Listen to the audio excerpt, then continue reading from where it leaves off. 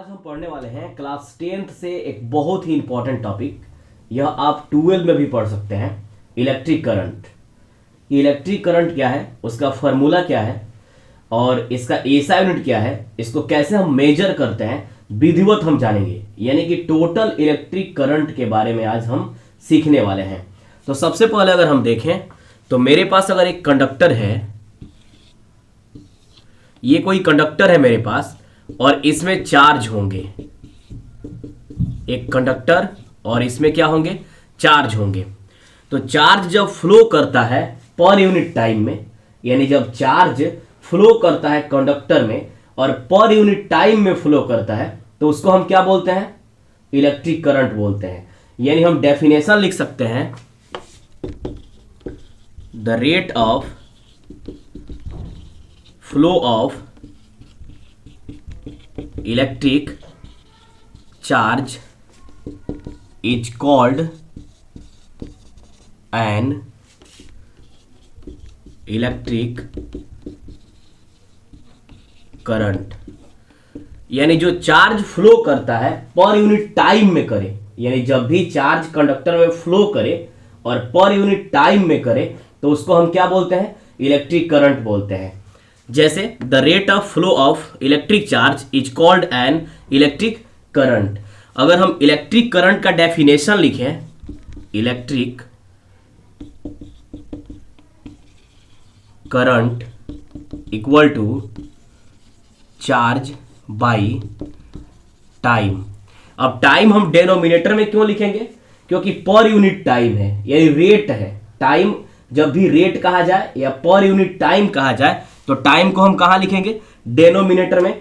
और क्या फ्लो कर रहा है, चार्ज फ्लो कर रहा है, यानी पर यूनिट टाइम में चार्ज फ्लो कर रहा है और उसी को हम क्या बोलते हैं, इलेक्ट्रिक करंट। अगर इसको हम सिंबल से लिखते हैं तो इलेक्ट्रिक करंट को क्या लिखते हैं, आई, और चार्ज को क्या लिखते हैं, क्यू, और टाइम को टी।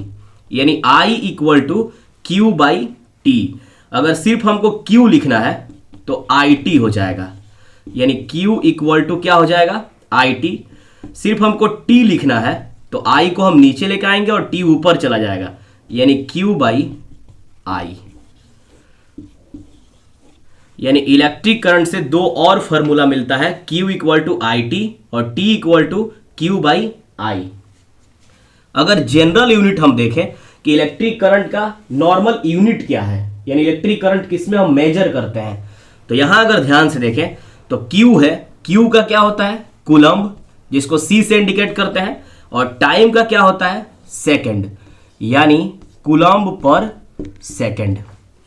इसका नॉर्मल यूनिट हुआ कूलम्ब पर सेकंड, लेकिन इसको शॉर्ट करके इसका एसआई यूनिट क्या लिखा गया है, SI unit of electric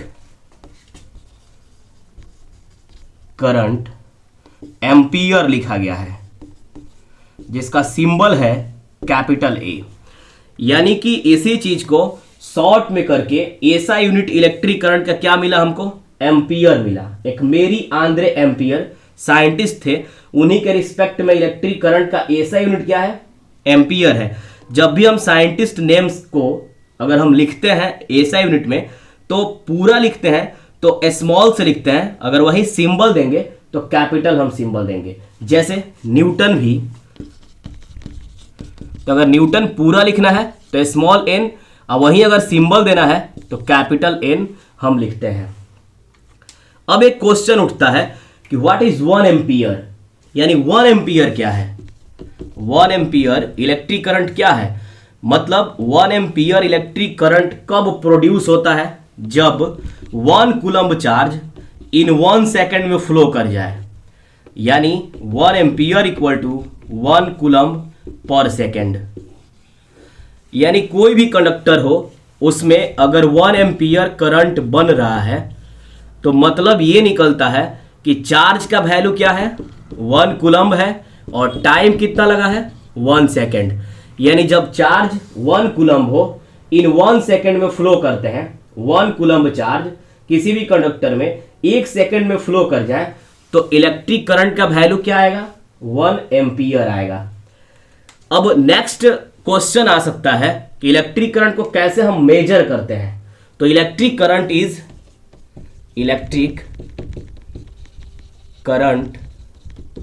is measured by A metre.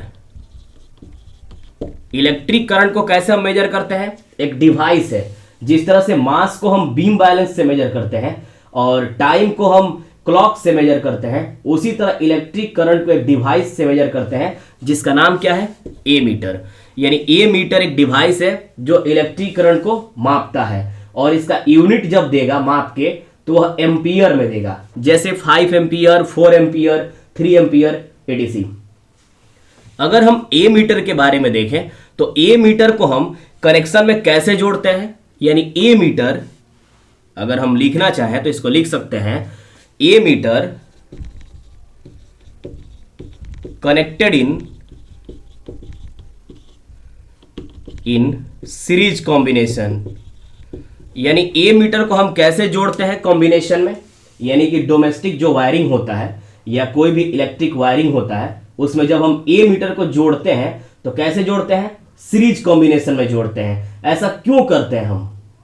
ऐसा क्यों करते हैं? क्योंकि जब भी सीरीज कॉम्बिनेशन में हम जोड़ेंगे तो सीरीज कॉम्बिनेशन में इलेक्ट्रिक करंट कांस्टेंट होता है। यानी सीरीज कॉम्बिनेशन में क्या होता है? इलेक्ट्रिक करंट कांस्टेंट होता है और जैसा इलेक्ट्रिक करंट कांस्टेंट होगा तो वह एक्चुअल मेजर कर पाएगा, यानी एक्यूरेट मेजर कर पाएगा ए मीटर कि आखिर में इस पूरे जो वायरिंग है यानी पूरे जो सर्किट है उसमें इलेक्ट्रिक करंट का वैल्यू एक्यूरेट क्या है। अगर आगे हम देखें तो इसका न्यूमेरिकल्स बनाने के लिए हमको 3 फॉर्मूला याद रखना होगा। यानी I equal to Q by T, दूसरा Q equal to I T और तीसरा T equal to Q by I. अब न्यूमेरिकल बनाते वक्त कुछ नोट्स आपको याद रखना होगा। जैसे क्वेश्चन कहा जाए 1 मिली एम्पियर मीन्स 10⁻³ एम्पियर। ऐसा कहा जाए कि 1 मिली एम्पियर किसके बराबर होगा? तो 10⁻³ एम्पियर। ऐसे ही पूछा जाता है अगर माइक्रो एम्पियर कहा जाए तो 10⁻⁶ एम्पियर। अगर कहा जाए 1 माइक्रो एम्पियर तो 10⁻�6 एम्पियर। 1 नैनो एम्पियर तो 10⁻⁹ एम्पियर। ये सब न्यूमेरिकल्स में पूछे जाते हैं, तो ये आप नोट में याद रखिएगा। और आपको जो भी डाउट है तो आप कमेंट सेक्शन में कमेंट कीजिएगा। अगर आपको ये लिखना है तो आप इसको लिख सकते हैं। मिलेंगे फिर नेक्स्ट वीडियो में।